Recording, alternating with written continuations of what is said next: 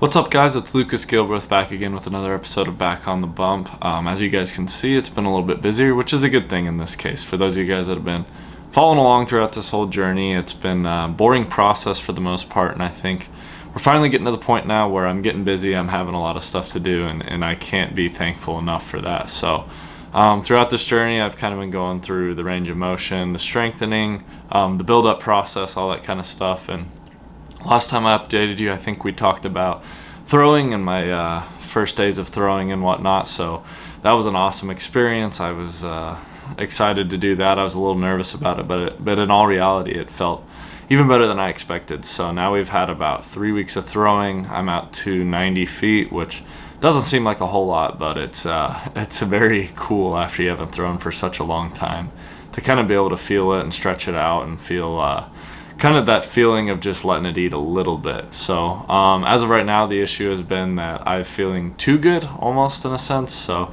I have to be careful. I have to kind of manage my effort level. I have to kind of manage my workload. So that's been a bit of a task for me thus far. But at the same time, I can't. I wouldn't have it any other way. I think this is the best case scenario.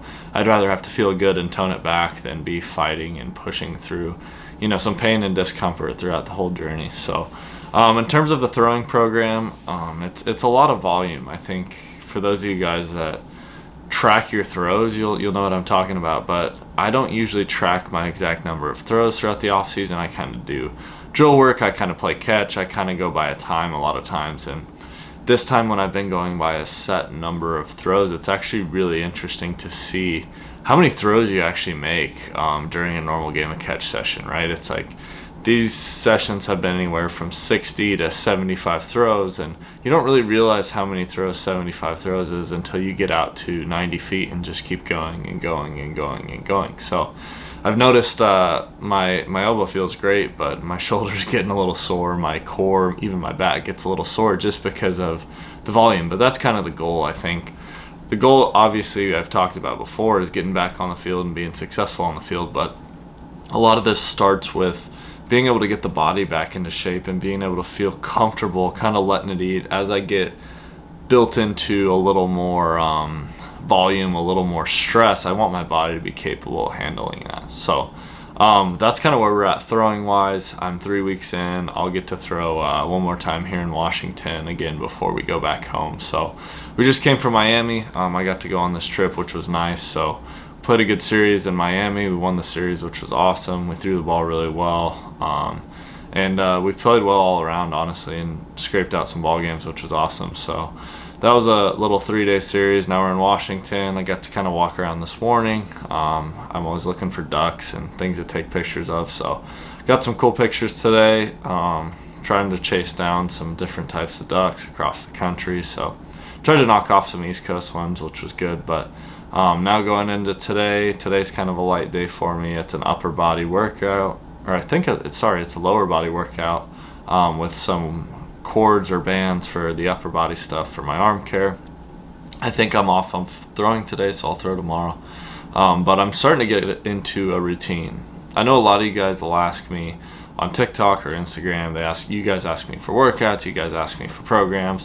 What do I do in season? What do I do in the off season? And that's where I think a big point I want to make is that you guys truly need to focus on an individualized program for you. I know not everybody really has access to that. I think hopefully I'm working on something that's going to make it a little more accessible to everybody going forward. But I think this idea of just doing a general vague workout doesn't really spend your time well, if that makes sense. I know you guys that are in high school or in college, even in middle school in a sense, you guys only have so much time, and so there's limited time and resources to be able to go in and get your workouts done, get your baseball work done, whatever sports you play. And that's where I think an individualized program serves so much better, just from the sense of putting you in a position where you can get the most out of your workout. It doesn't have to be a 3-hour workout 5 days a week, but if it's a very individualized, specific, and conscious workout that lasts, maybe 30, 45 minutes,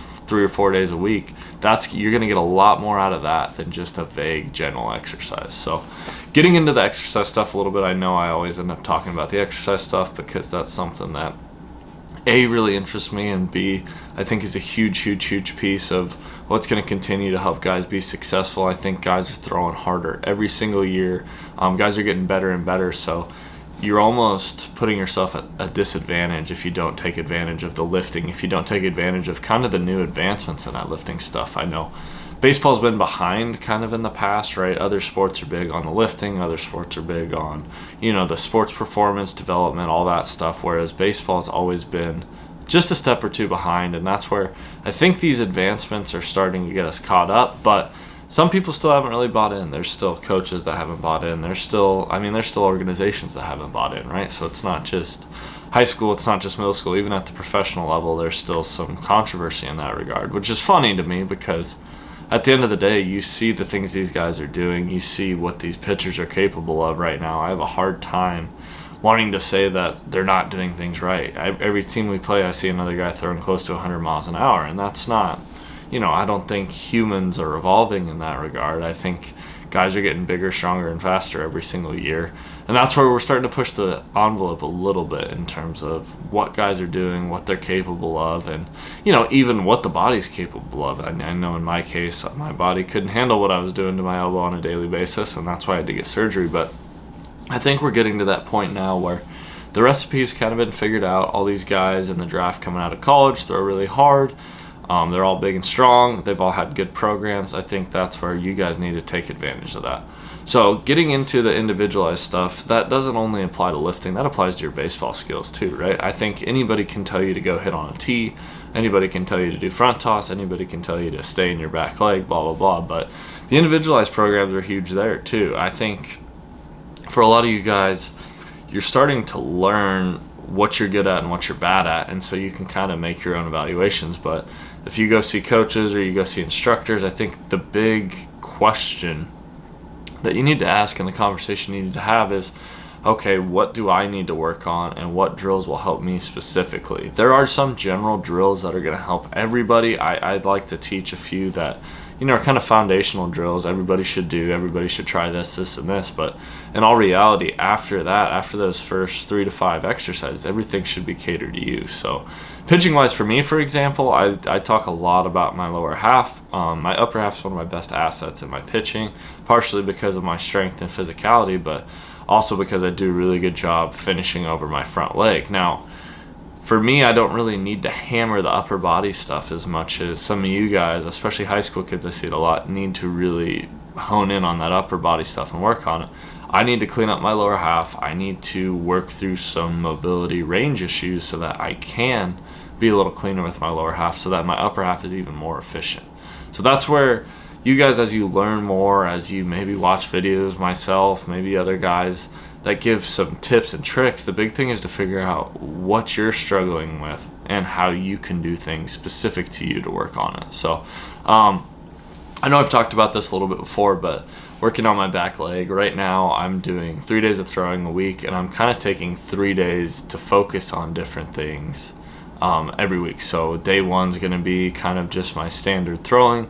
My toes are going to be sideways, just kind of a step behind and throw. Then we're going to be doing a little bit of hips forward separation work to kind of work on that mobility, getting that separation timing back. And then the last day is just kind of an abbreviated motion in a sense. It's not a full like leg lift and everything, but I'm just working on kind of posting in that back leg and getting comfortable again posting in that back leg. When it's been, over a year since you've played in a game, things get a little bit weird and you start to lose feeling for some of that stuff. So the idea is, once my arm's built up and once I'm built up physically, I want to jump back into the games as seamlessly as possible. So that's the kind of stuff I'm talking about working on wise. Other than that, I think the arm care stuff has been awesome. I'm going to continue to keep you guys updated on that stuff. If you don't have a routine, that's something else I'm going to be putting out, so I think that could be good for you guys to kind of mess with, kind of see, because that's one of the big things. That's one of the things I wish I would have done sooner. I was kind of reactive rather than proactive, and it's always better to get on top of something before it becomes a problem. But I appreciate you guys sticking around, watching these. I'm going to keep updating you guys on the throwing process. Next week or next episode, I think I'll try and drop some more drills and some more throwing specific stuff now that I'm throwing to help you guys out, help you with the build up, help you with kind of even light throwing, what to work on, what to focus on, and that kind of stuff. So thank you guys for watching, and I'll catch you in the next one.